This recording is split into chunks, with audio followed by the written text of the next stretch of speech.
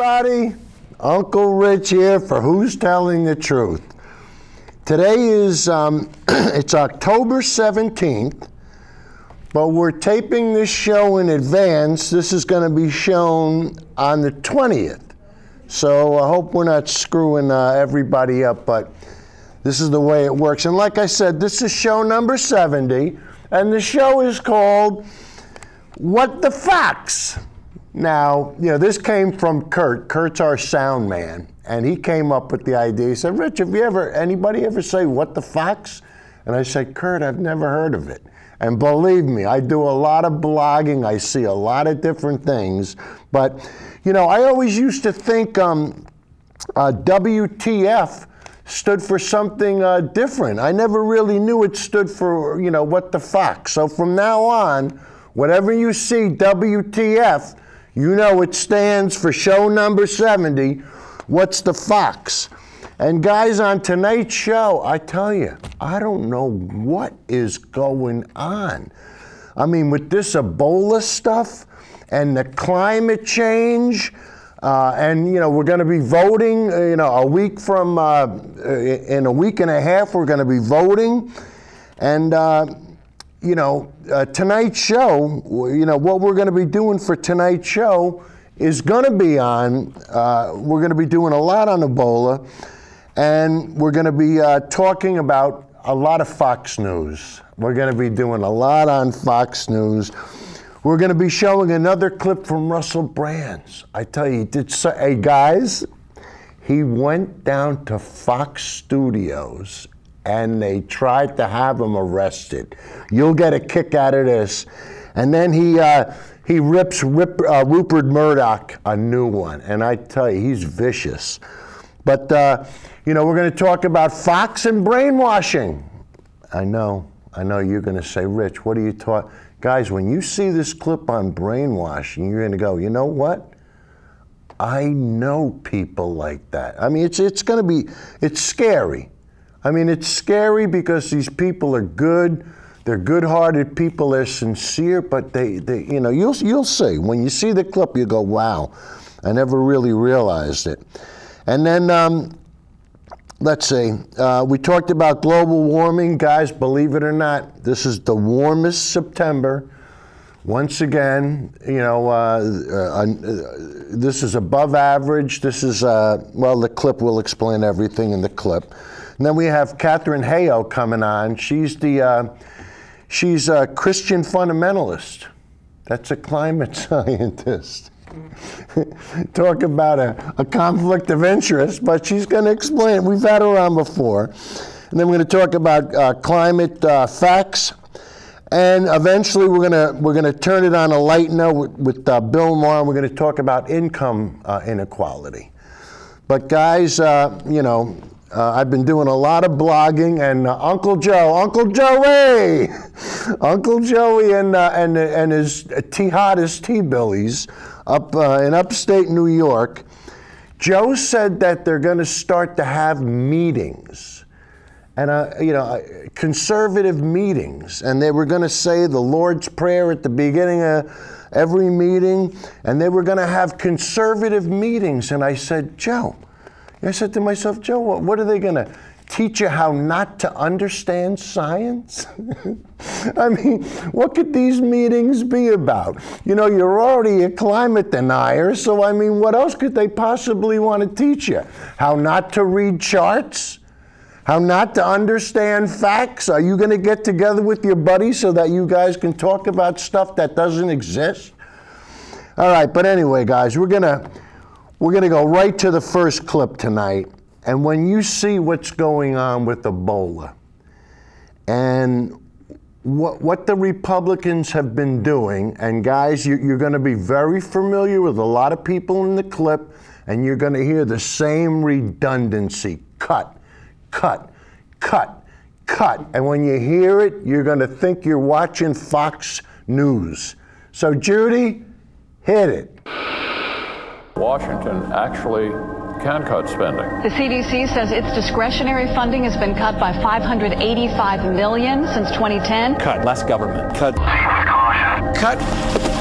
Our budget has been flat since 2003. Responding to an emerging infectious disease threat, this is particularly damaging. Cut. That was the left hook. Cut. The right cross was the sequestration. Cut.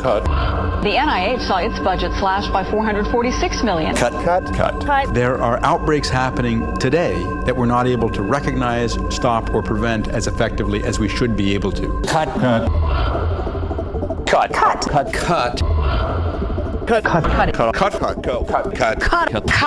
Make a cut.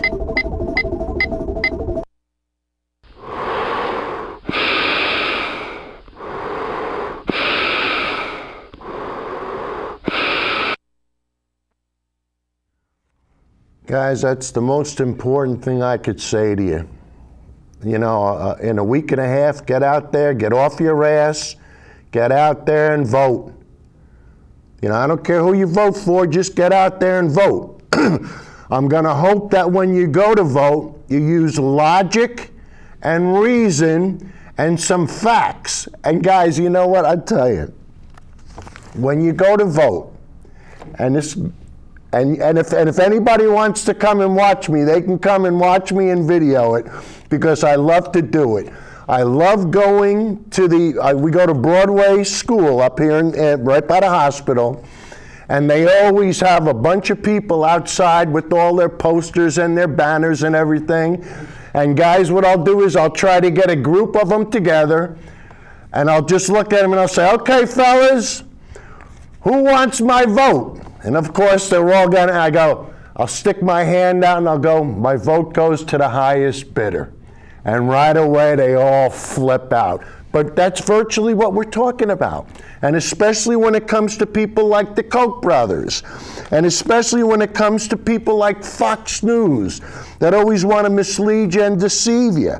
And you know, what's the one thing that you always hear on Fox News? What's the one thing that needs to be smaller?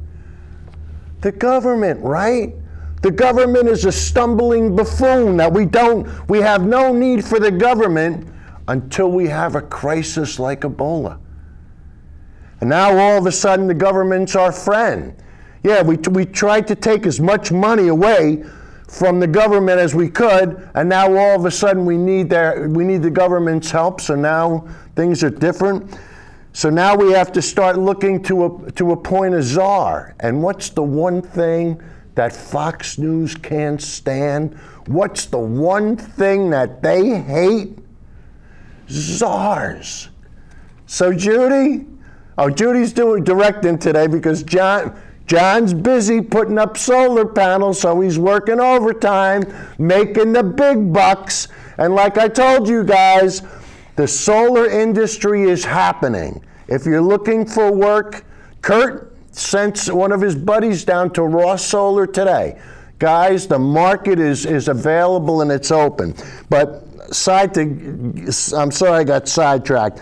But let's take a look at the Young Turks, and they're going to explain Fox and czars. So Judy, hit it. Fox News is upset about how President Obama has handled Ebola, of course. Fill in the blank for Fox News is upset about how President Obama has handled X, right? And you will get any category and you will have the same sentence. Now in this case, they have a unique idea for President Obama and how he should handle this. But before we go to that, I want you to remember how much Fox News hates czars. Remember all those czars that President Obama had? Boy, were they right in criticizing him here. All right, you're looking at the screen and you're hearing the music. President Obama has appointed more than 30 czars who have a major influence on public policies. What about the new guys? For example, the car czar, Steve Ratner. Joining us right now, a guest who wants to change all that. In the meantime, he's now appointed a border czar, another czar. You know, when I looked up czar in the dictionary or Googled it, the word that came up was king.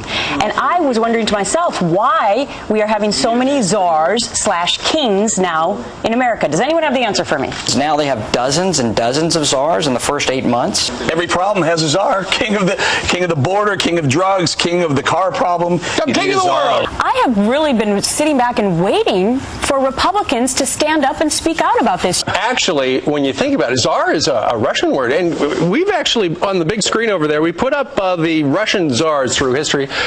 Yeah, there's 4 of them. And then when you look at the number of czars we've got right now, and there's another 4 right there, and it keeps going on. When you look at the number of czars in the United States. With some interesting headgear. Yeah, look, we've got a border czar, screen left, and we've got a drug czar, we got a... Well, these are actually present-day people. Yeah, with mustaches. Oh, these are members of Barack Obama's cabinet. Oh. He's installed a bunch of czars. Look at that. It's apparent that they seem to be making some big decisions, whether it's a healthcare czar, the green job czar who resigned over the weekend, or the international climate change czar, Carol Browner's trying to coordinate policy with the Department of Energy and the EPA. What wedding czar did you consult before you got engaged, Congressman? Government performance czar yet to be named. Yeah, there you go. Look, we got czar music. Czar is actually a Russian word, right? So Fox News, what's your suggestion on how President Obama should handle Ebola? So every time there's an incident like this, you see Thomas Frieden, the guy who heads up CDC, but there he is right there. Is he the official Ebola czar? We probably need one because the president isn't, he's not. Senator McCall's calling for one. Absolutely. So with all this bad news breaking, where was the president of the United States over the weekend? Right after he talked to the Secretary of Health and Human Services, he went golfing. They're like a self-parody. He has too many czars. Why doesn't he have a czar for Ebola? Senator McCain, who also has expressed disdain for czars in the past, is also calling for an Ebola czar. I believe the proper word is shameless. They're such hypocrites, aren't they? But I mean, I tell you, you guys want to have fun. You really want to have fun. Watch a breaking news story on Fox. Watch what happened. The other day, I was watching the guy from the CDC was giving a speech, and right after it, Fox was doing a live update. And what's ironic is when you hear the instant feedback. Like Andrea Tantaris was going, well, I kind of like the idea of what he's saying, and I kind of agree with him. A half an hour later, after the think tanks get their paws onto the information, you'll hear it, all of a sudden she's singing a different tune. And this happens over and over again at Fox. They're reading a teleprompter. They're being prompted to say, as to what to say. And guys, the biggest culprit obviously is Fox News. And last week we did a clip with Russell Brand. And I really didn't even know who he was. But he went down to Fox News, and I want to tell you, he went right down to their building on 6th Avenue and gave them the business, and I hope that you enjoy this video as much as I did. So, Judy, hit it.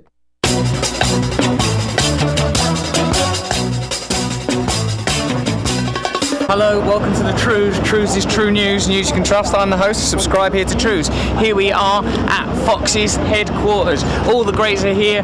Bill O'Reilly, Sean Hannity, all of the people that refused to have us on the show. Sean Hannity, who booked us and then cancelled us, so we're going to do a Trues special from here in the heart of the establishment. In this particular episode, Bill O'Reilly is helping us to be more Islamophobic. You might not feel that Islamophobic today. You might think, oh no, people that are Muslim are basically the same as us, they just have a different religious perspective. Bill will help you to find some hatred in your heart for people just like you. Let's have a look.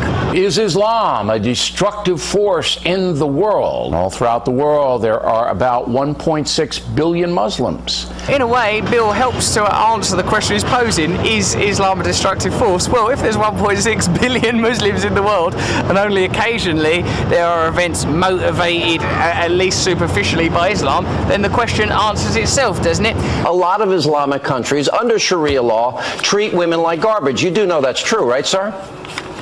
No, it's not true. It's not true? You are using an incident. See. Saudi Arabia, let's go through this. Saudi Arabia, women can't drive. Saudi Arabia, women can't be seen in public with men that they're not related to. Sharia law under Iran, women do get stoned to death. Gays get stoned to death. It's more the reporting that's significant than the actual events themselves. Reza Aslan's really helpful in these events. Like, for example, there's a lot of speculation about female circumcision in Muslim countries. Oh, Muslim countries, they do a hell of a lot of female circumcision. Reza Aslan pointed out, no, that's a Central African problem, and observed in 2 Christian countries, there's a hell of a lot of female circumcision, but that doesn't fit the Islamophobic narrative. And 35 countries practice some kind of Sharia law. That means they are governed by people who abide by principles of Islam that are controversial, to say the least. No, it's not controversial, to say the least. The least you could say, Bill, will be nothing at all. Then the world will be a better place. Try nothing at all. In some places, you can even be stoned to death for committing a sin. Is Islam a destructive force? No, human beings are a destructive force, and if you want to build the argument that Islam is a destructive force because it's convenient to your own prejudices, like a dear old Uncle Hemorrhoid Bill here, then you can build that narrative. A study published by the Pew Research Center last year asked Muslims if they favor Sharia law. In Afghanistan, 99% do.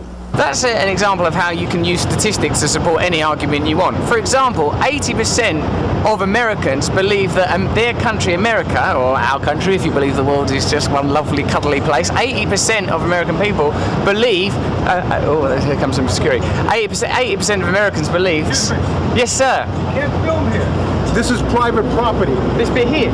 Yes. Whose property is it? The building. Who's the building belong to? It doesn't matter. No, it does matter. It doesn't matter. I'll just say it then. You want to get arrested? He tried to tell them they couldn't film on the premises. Yeah, he's doing his job and doing a good job at that. Who does this property belong to? Belongs to the building. I don't mean to be rude to you, just making some true news. You can't stay on the property and film anything. Who are you here with? I'm with True News, Russell Brand, True News. Can I have a tour? I would love a tour. Are you serious? I'm serious, man. Gotta wait outside. Why? Because that's what we want you to do. We were booked on to Sean Hannity's show. Okay. And then it was cancelled. Can I come up, have a look round, maybe have a look at the studio, touch some stuff, meet some of the people from the Hannity show? No, we can't bring you up right now. Give Sean, tell Sean Hannity I dropped by to chat to him. Say Russell Brand from True News. Cheers. Thank you very much. Cheers. Whether the subject is Islamophobia or it's just the freedom to be in a lobby, Fox is a difficult organisation to work with. Whether it's cancelling bookings for the Hannity show or kicking you out of their property, which they claim is owned by Beacon Management, it's very difficult to have true freedom. We'll run this building one day, and then we'll share it. I think if we were doing proper covert filming, we would have got away with it. We could have got further, because it's confusing because there's the excitement, but they can tell you're rabble rousing because there's cameras filming outside, so there's this sort of general feeling of what's going on. They know there's antipathy. To finish the point about statistics, 80% of Americans think that America is run for corporations. 92% of Americans do not approve of Congress. So there's 2 statistics about the way that America is governed. Now you could say, Russell, you're using statistics in the same way that Fox News uses statistics just to present your argument. Yes, I am doing that. Here is my argument. A fair democracy that works for the people of the country rather than a democracy that operates at the behest of big businesses. Sean, we've tried to come on your show in spite of your cancellation. Next time we would love to visit you, or alternatively, you're always welcome as a guest on the True News. Come on, Sean, you're always welcome.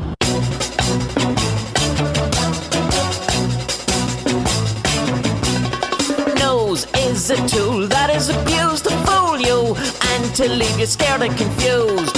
Truths is like the news. If the news was true, I want some truths. Let's have some truths. Guys, he's got a set of brass ones, doesn't he? I mean, to go down in front of Fox and to virtually spit in their face, that takes a set of brass ones. And I tell you, I applaud him. because the thing is, this is the way it has to stop. You have to hit him right between the eyes. You got to give him the old bada bang and tell stop. Stop with the nonsense. Stop with the bull. Stop with the BS. And the next clip is with Russell Brand as well. And it's going to be with him talking about Ruppert Murdoch. Whether they're in jail or not. Now, who's Ruppert Murdoch? Well, he's the owner of Fox News, probably one of the richest men in the world. Fox News is upset about how and he's the guy that creates all the misinformation. Fox News is upset he's about the one that gets everybody so they can And become you will get deceivers. Any category, Now, and so you will have the same. the next clip, this is a kind of a long clip, so just sit there and relax, listen, we're all going to learn. So Judy, hit it.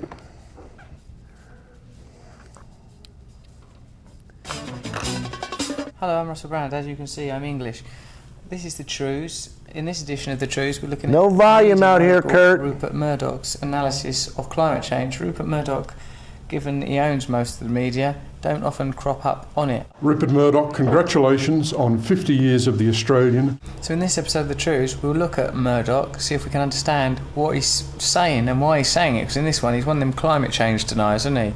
I don't into climate change. But there is one, because there's loads of scientific evidence supporting the fact. Let's have a look at what old Ruppert's saying. Now, one of the great issues the paper's been wrestling with in recent years is the balance between environmental concerns, climate change concerns on the one hand, and the need on the other hand to make money all the time without worrying about climate change, because it doesn't matter to you if there is a climate change, because you'll be dead soon. Maintain a competitive economy and to ensure that costs don't escalate too much. What's the way one should approach this? What's the way Australia should approach this issue? We should approach climate change with great scepticism. Approach it with scepticism. That's helpful, if anything. Before you start speaking, I want you to know that I've approached you with scepticism. Yeah, but alright. But hopefully you'll be fine though, because of all the evidence. No, because I've already got this scepticism that makes me unassailable to things like facts. Climate change has been going on as long as the planet is here. Yeah, I mean, climates do change, mate. I mean, and weather changes, but what we're talking about here is a clear, traceable relationship between the behaviour of man, specifically with industry and carbon dioxide and monoxide emissions, and a chartable rising of the planet's temperature. So don't try and wank us off with that. Oh, it's always changing. One day it's rainy, the next day it's snowy. People like that, otherwise you wouldn't be able to build a snowman on Christmas Day and lay on the beach in summer. I'm Australian, I can do both those things the same day, but my point is the climate has always changed. No, Rupert, we're talking about industry, but we can rely on you to be unbiased, so carry on. There'll always be a little bit of it. At the moment the North Pole is melting a bit, but the South Pole is getting bigger. The North Pole's got littler, but the South Pole's getting bigger. How many poles do you want? Like, don't try and balance out the poles. Well, firstly, I've got a bit of information here. The Arctic is losing sea ice 10 times faster than the Antarctic is gaining it. So it's not like a direct relationship, is it? Like, that one of them is losing ice 10 times faster than the other one's gaining it. So it's irrelevant, one, and then 9 times worse. Things are happening, but how much are we doing? With emissions and so on.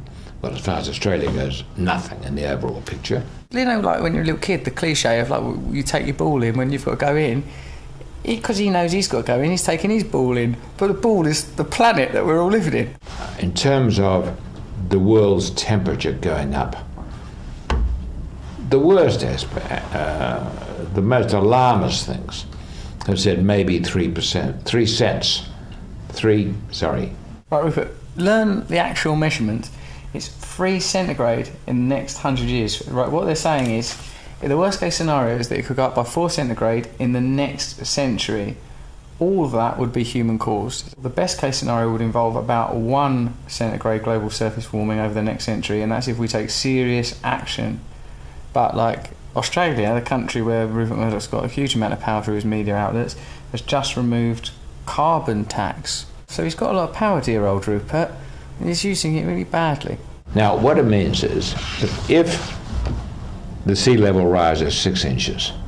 That's a big deal in the world. The Maldives might disappear or something. It's not very good if you're in the Maldives, is it? It's a big deal. The Maldives might disappear or something. So what? I went there for my honeymoon with Wendy Deng and we didn't have a very nice time. We can't mitigate that. We can't stop it. You can stop it. That's what people are saying. Stop it. They're saying by changing our behaviours, it will have a direct impact on this, on the consequences of climate change. So that's not true what you're saying there, Rupert. We've just got to stop building vast houses on seashores. I've never built a vast house on the seashore. That's not the problem. It might be for you, Rupert. Right, what? There's going to be no seashore. I'm going to build a house on the hill now. Rupert, that's not the solution, mate. The consequences are more far-reaching than that. What about those hurricanes and storms and the impact on agriculture and on populations the world over? It's having terrible, terrible impacts. It's not just your feet are going to get wet when you're on holiday in the Maldives. And go back a little bit. You know, the world has been changing for thousands and thousands of years. Well, yeah, change is happening. The world isn't staying the same for thousands and thousands of years. What we're talking about is a human-inspired impact because of our industrial and chemical practices. People like them, Ruppert Murdoch and all them, I met a few of them now. What it is they're really good at one thing, like getting their will put across, but they're basically blithering blood idiots. Like, that's just believing something because you want to believe it, isn't it? If someone goes, say you wear like a jacket and you look a bit of a dick in it, you go, someone, I look a bit of a dick in this jacket, and they're all terrified of you. Everyone goes, no, you look great in that jacket, but you still look a dick in the jacket. Ruppert Murdoch, through sheer willpower, is forcing his opinion on an entire planet through a variety of media. For what reason is he doing this? Why is he determined to believe something that's patently untrue just because he wants to believe it? It's just a lot more complicated today. Don't fucking do that, patronise. It's more complicated. Look at that. Do you see the gesture that accompanies it? Go back down there. Shut up. Go down onto the ground where you don't have an opinion. Go down under the ground. Don't stay there, though, because it's all going to be flooded. I interpret from that answer that you're concerned that Australia might get trapped into a series of decisions on climate change which might disadvantage its economy. It's not Australia's economy he's interested in. It's his Ruppert Murdoch economy is the only thing he cares about. Yeah, it's very expensive for me. But what do you think's going to happen when he dies, dear old Rupert? Like when he's laying down on his little deathbed? Does he think he's good? I made as much money as I possibly could have done. Good night. Oh! At some point he's going to realise that that's only a narrow milieu of the realm of being is profiteering, which you've done well at. Well done. But what about all of the other stuff? Also, like his sort of non-interventionist attitude towards the world's always getting hotter, colder, changing. Well, clearly something's wrong. Should we do nothing? Like when Ruppert Murdoch got prostate cancer in 2000, he didn't go, just leave it. I'm always getting cancer and then losing cancer. That's just part of the natural fluctuations of life. An intensive course of radiotherapy. He intervened. He took action to prevent him dying. The Earth is similarly an anatomy, a body, a sphere that requires help and treatment. He'd do it for himself, he'd do it for his family, he just knows it won't impact him personally. So he ain't bothered, but that's a really odd way to see things. Well, you mentioned the former Labor government. Well, you mentioned... No, we shouldn't be building windmills and all that rubbish. The other thing with Ruppert Murdoch, he's not talking from a neutral position. You sort of think, Ruppert Murdoch's in the media world, so they have a natural allegiance to other capitalist they have natural allegiances to other capitalist enterprises, but also he's got stakes in Genie Oil, Gas Inc. and Shell Oil Company LLC. He's invested in there not being a climate change. He don't want there to be a climate change because if there is, it's going to cost him a load of money. Very directly because of his stakes in Genie Oil, Gas Inc. and Shell Oil Company LLC, but more broadly because there'll have to be measures imposed on corporations to prevent a society structured around elitist privilege and a society structured around ecological responsibility. So he's got a lot invested, both personally and directly. You can check this for yourself. You can't trust a geezer who's making money out of climate change on the subject of climate change. You can't trust what he says in his papers on the subject. He benefits directly from it. In indigenous cultures, if someone cared about resources more than human beings, you'd think they weren't very well. You'd wrap them up in a blanket and just say, don't let him make any decisions, he's gone wrong. Here, he's allowed to be in charge of almost everything. So it's all right for Ruppert Murdoch to be like that, but we have to create structures and systems that prevent that kind of mentality prevailing. Bye, Rupert. You sleep now, you're tired. No, I'm not. Come back. I've got another opinion. Shh.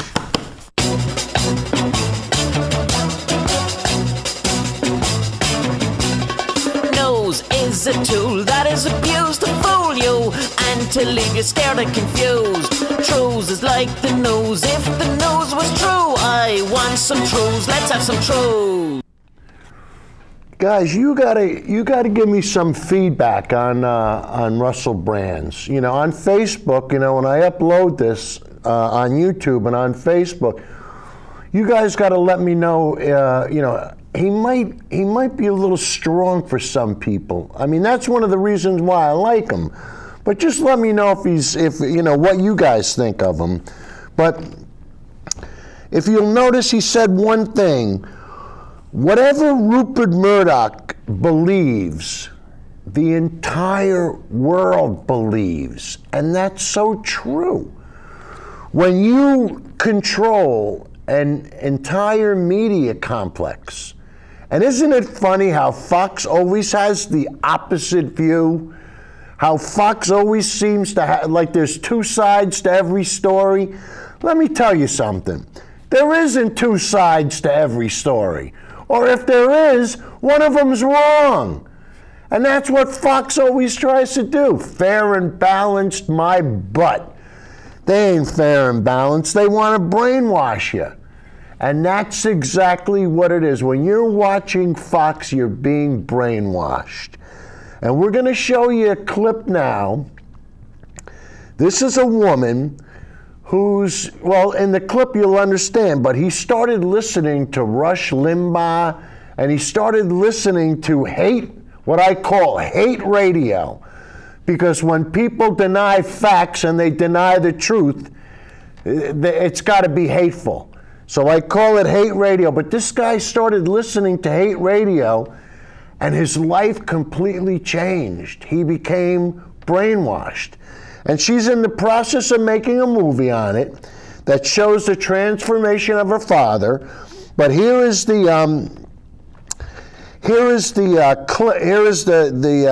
trailer for eventually what's going to be the movie. But the movie's not available yet. But when you see this, you're going to go, wow, I know somebody exactly like that person.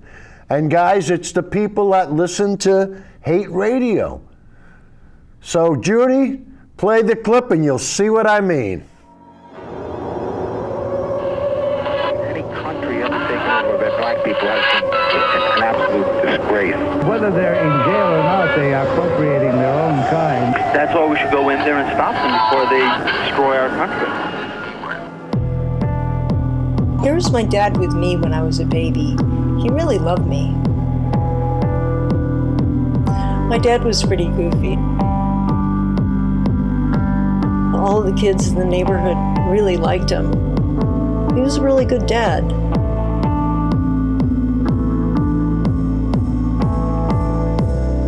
We came from humble roots, and he never had a bad word about any race or people or person. We weren't really a political family. My dad was a non-political Kennedy Democrat. Then in the 80s, when my dad started listening to talk radio, I saw my father change a lot. Suddenly, he didn't like black people, or poor people, or gay people, or Hispanics, or feminists, or lawyers, and Democrats, forget it. Hated them.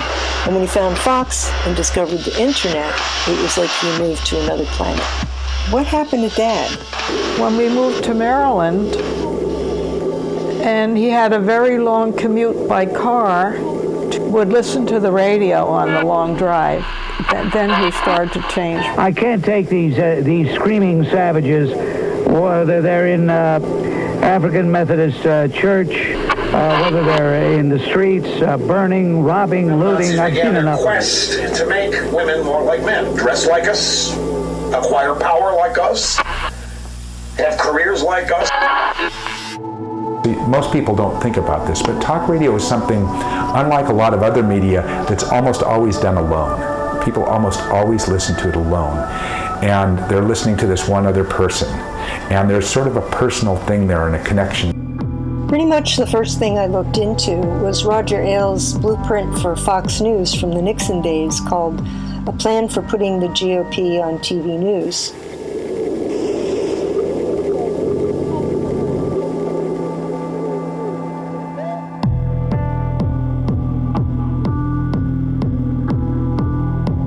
I also learned about a confidential Lewis Powell memo called Attack on the American Free Enterprise System. What he claimed is that the whole world is the whole country is being taken over by the radical left.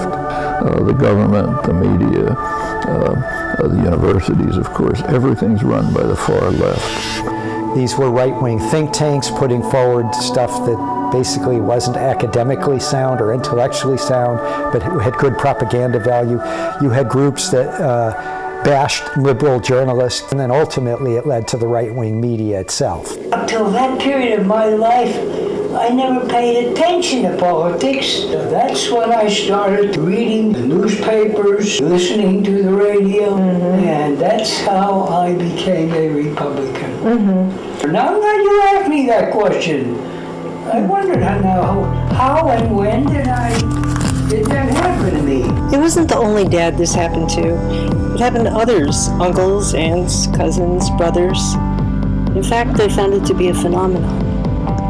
Nobody wants to say the word conspiracy, but all that means is it's a plan carried out in secret. They had to get rid of liberalism. They had to put it down. Language is not neutral. And in politics, it's anything but neutral. And basically, conservatives have set up a very good marketing system.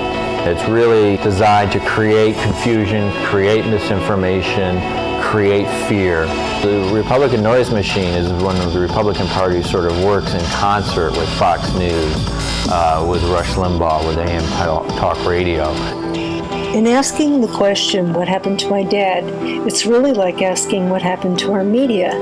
And in asking what happened to our media, it's like asking what happened to our country. I met so many wonderful people along the way that helped me to understand so many things. And I asked myself, would it be possible for someone like my dad to be deprogrammed?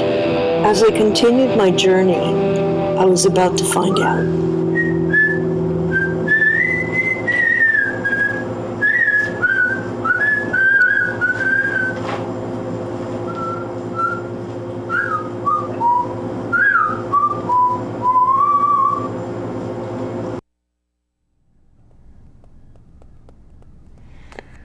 Guys, did you hear what she said? Is it possible for my father to be deprogrammed? I mean, that's what it's come down to. Why do you think I surround myself with question marks? Why do you think I do this show? Because I've had it with the misinformation. I've had it. I've had it up to here. I mean, really, to get me to come down here and do this, and I tell you, there's sometimes when, you know, I think I've had enough and all I got to do is turn on Fox News. And that's all it takes me to come back down here so I can spread the truth, because I tell you, you know, I want to be like Rush Limbaugh says, I want to be your truth detector, your truth doctor. All right, now we're going to do another clip on brainwashing, and this is going to be according to Robert Welch, who I think was the president of the John Birch Society. But you're going to see how they want to take this country backwards. So Judy, play the next one.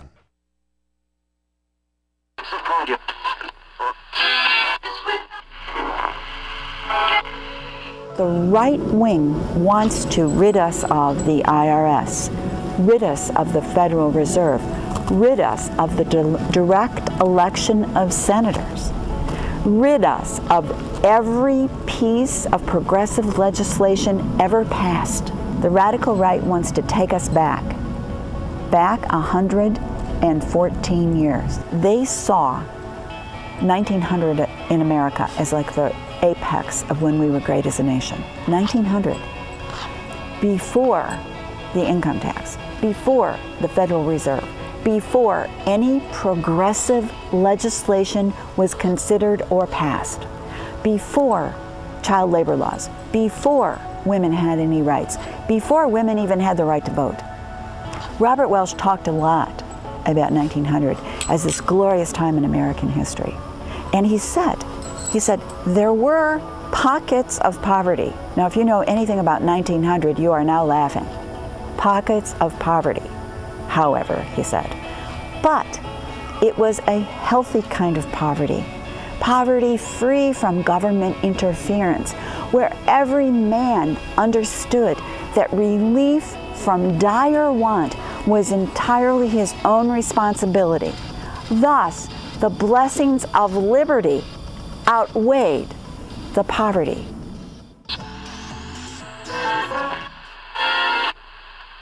By the U.S. Navy.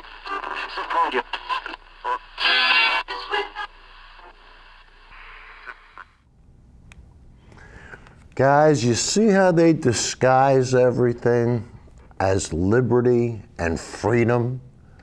Joey, they ain't gonna take my freedom away. No, but what they're gonna do is they're gonna dumb you down to the point where you don't understand what freedom is anymore. I mean, the Koch brothers spend a lot of money to dumb you down, and they're getting their money's worth with you, kid. And Joe, I don't mean to insult you. You've been brainwashed. It's that simple. You know, hey, it happens to the best of us. It could happen to anybody. Now, the next clip we're gonna play is a sweet old lady. This poor old lady, I don't think, you know, it's obvious when you hear what she has to say, and she'll tell you. She'll tell you where she gets her information from. Rush Limbaugh, Sean Hannity, Glenn Beck, the echo chambers, the guys that repeat the things that the Koch brothers think tanks come up with, the people that want to teach you to hate. They don't want you, they want to make sure that your neighbors don't get paid an equal wage. They want to make sure women get paid less than men. They want to make sure you don't get paid for overtime. You don't get paid for a premium for weekends. Why? Because they want all the money to go to the shareholders instead of the people that are creating the money. And when you hear this, when you hear Sandy, this poor old lady, they've really taken advantage of her. And these are the people that I call the simple folk. I mean, they're just sweet folk that mean well, and the Koch brothers and the 1% and Fox and the Foxstitutes on Fox take advantage of the simple folk, and here's how they do it. So Judy, hit it.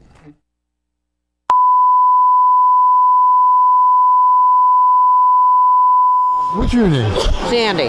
And Sandy, you got to understand the way the situation in this country. It's pretty bad. Yes, it is. And We're going to lose our country if we don't get Obama out of the White House. It's a communist, liberalism. Look what's happening to all the countries around the world. That was socialist government. That's what Obama wants in this country. But they had our schools for 60 years, and the kids went to schools, and they were brainwashed to vote this way. And it's up to mom and dad and everybody else to teach them what the Constitution means. We are not a democracy in this country. We're a republic for which it stands, one nation under God.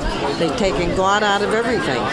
What's me, man, with this global warming? Isn't that the dumbest thing to believe in something like? It's been proven wrong by all these scientists, but yet Al Gore has made billions of dollars off it, off of suckers that believe in that stuff. We got to eliminate that too. And it's abortion. I mean, can you imagine a woman having an abortion?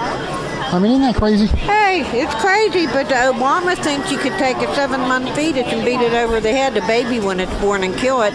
Yet, you know what the guy partial birth abortion, they're all for it. Isn't it really a pity? I mean, it's almost a shame that Sarah Palin and Michelle Bachmann are not running for president. Because we have a liberal news media.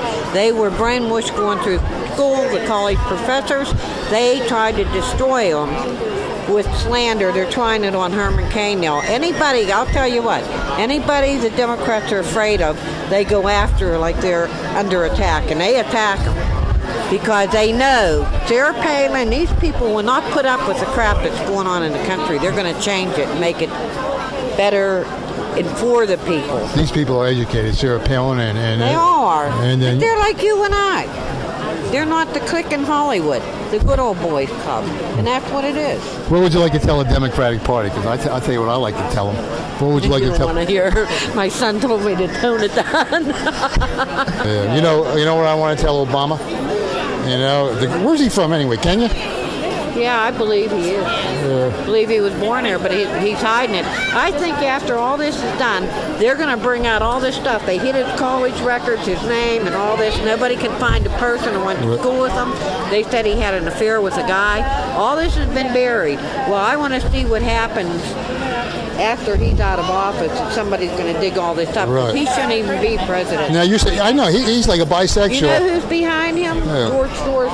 Is that his name? Who's a billionaire? He's a Jewish guy. He's the one paying for all this, all the riots in Wall Street and everything. He's got billions of dollars.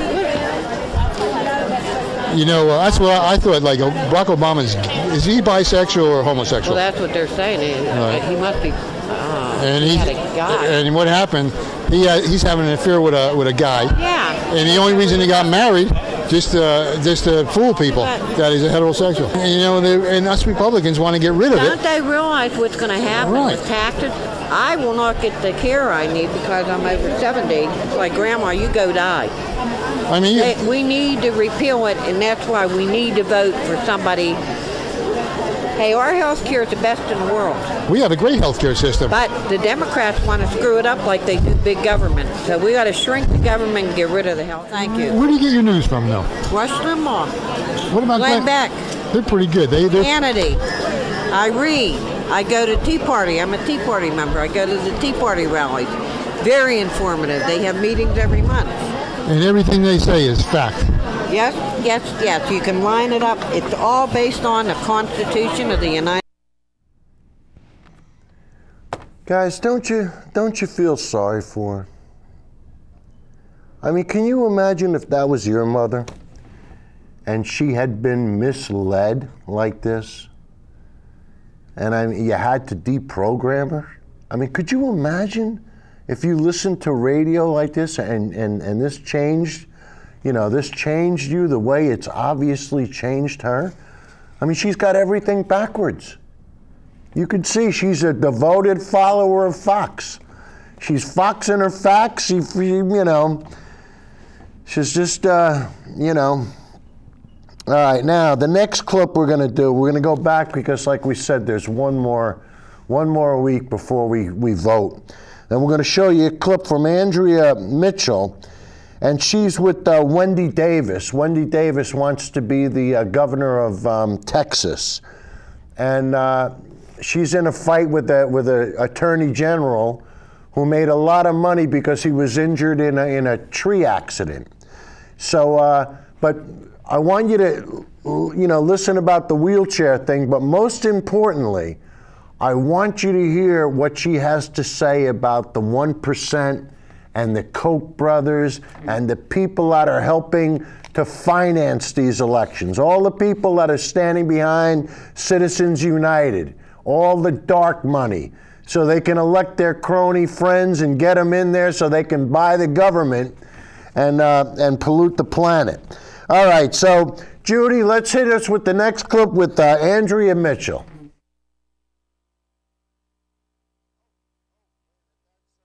Texas State Senator and Democratic nominee for Governor Wendy Davis joins me now. Very good to see you, Senator. Thank you for being with us. Thank you, Andrea. Why this wheelchair ad? I know the thrust of the ad, talking to your people, your supporters, was to point out what you see as the hypocrisy of Greg Abbott not supporting benefits and settlements for other victims of accidents such as he received himself.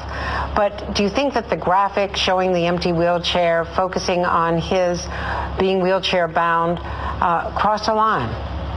Andrea, this ad really is about one thing and one thing only. It is the fact that Greg Abbott was at the receiving end of a tragic accident, and he was able to receive justice for himself when he sued a homeowner and a tree company after a tree fell on him. He received millions of dollars in the settlement.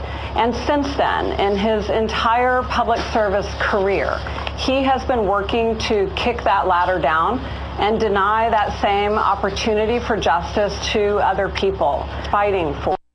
I think people across this state understand that it's time for a governor who's going to fight to increase our minimum wage, who's going to fight to make sure that women are paid equally for equal work, who's going to fight to make sure that women's reproductive rights in this state are respected, who's going to fight to make sure we bring $100 billion of our Medicaid expansion money back to work for us in Texas rather than sending it to New York or California.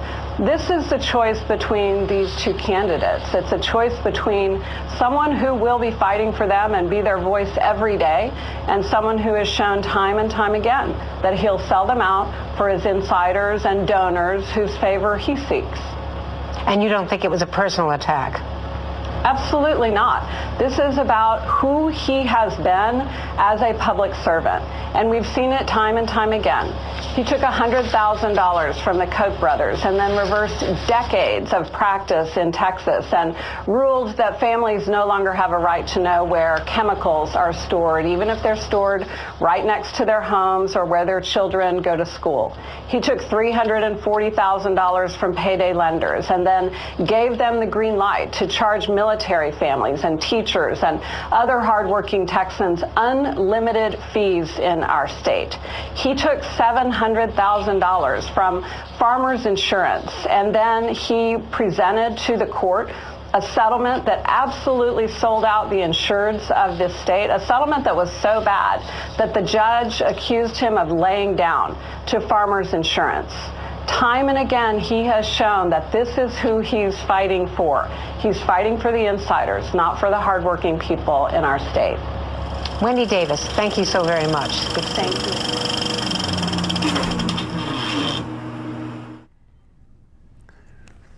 Guys, how does this happen? I mean, you know, don't these people have a conscience? I mean, when you're taking all that money, and I mean, you know the reason why you're doing it. Doesn't it bother you? I mean, don't the wires go together and, you know, something shorts out and says, hey, wait a minute. We got to stop this foolishness. We got to stop this nonsense. Guys, I tell you, I'd love to give him the old bada bing. I really do. But you know what? It's late. I'm a little tired, and nobody does it better than Bill Maher. So, Judy, let's let Bill Maher give him the old bada bing. And finally, new rule, someone must tell me, what is with this new trend of people who have all the power acting like they're the oppressed ones? Heterosexual Christians under siege from gays. White people complaining that reverse racists are trying to strip them of their right to shoot unarmed black men. And most bizarre, the recent wave of billionaires sobbing that they're being demonized and under attack. And the thing is, it's not just having all the money in the world that's getting them down. It's that the rest of us don't often enough look at them and say, you are the most brilliant, industrious person on earth. Can you teach us how to be more like you while we buff your cock with this fine chamois? You know, I used to think Hollywood egos were the neediest, but these masters of the universe, more like babies on a plane. Stock trader Steve Schwartzman, net worth $8 billion, once said that Obama raising his taxes 3% felt like when Hitler invaded Poland. Sounds like something Sarah Palin would tweet after huffing paint thinner. But with the super rich, it's becoming a meme. Now we have Tom Perkins, net worth $8 billion, saying the richest 1% are so persecuted in America, they feel like Jews in Nazi Germany. Which is why, just to be safe, last week Tom built a panic room inside his mansion that's a full-size replica of Anne Frank's house.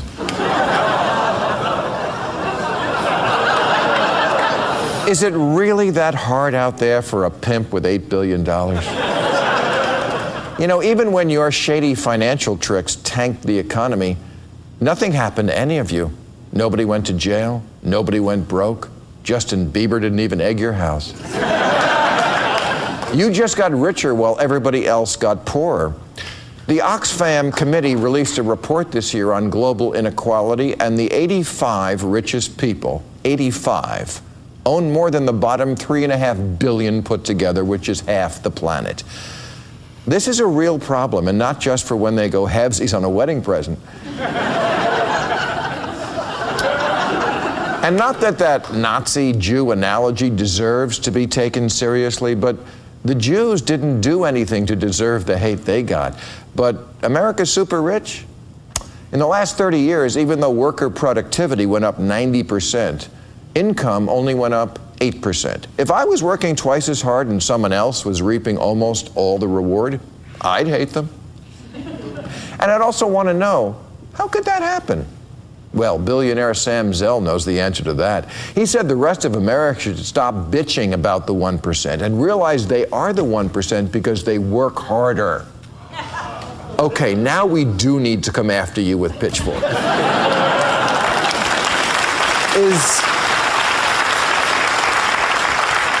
Is talking on the phone in a comfortable office really more degrading than working in a slaughterhouse or a sweatshop or on a reality TV show? With just one real estate deal last year, Sam Zell made 1,000 times what this guy makes. Did he really work 1,000 times harder? By the way, that's a coal miner, not John Boehner.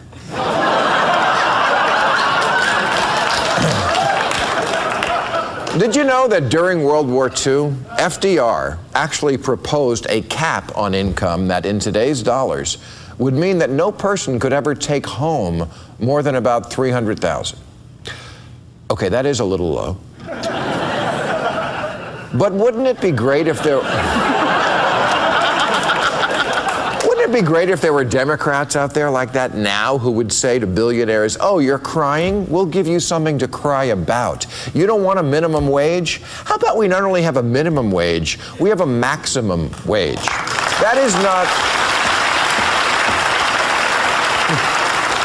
That is not a new idea. James Madison, who wrote our Constitution, said, government should prevent an immoderate accumulation of riches. Washington, Jefferson, Hamilton, they all agreed that too much money in the hands of too few would destroy democracy. What can you buy with $2 billion that you can't buy with one? You couldn't spend that kind of cash if you lived forever and your money manager was MC Hammer. And you know, there are some billionaires today who get that. And that's why they give most of their money away.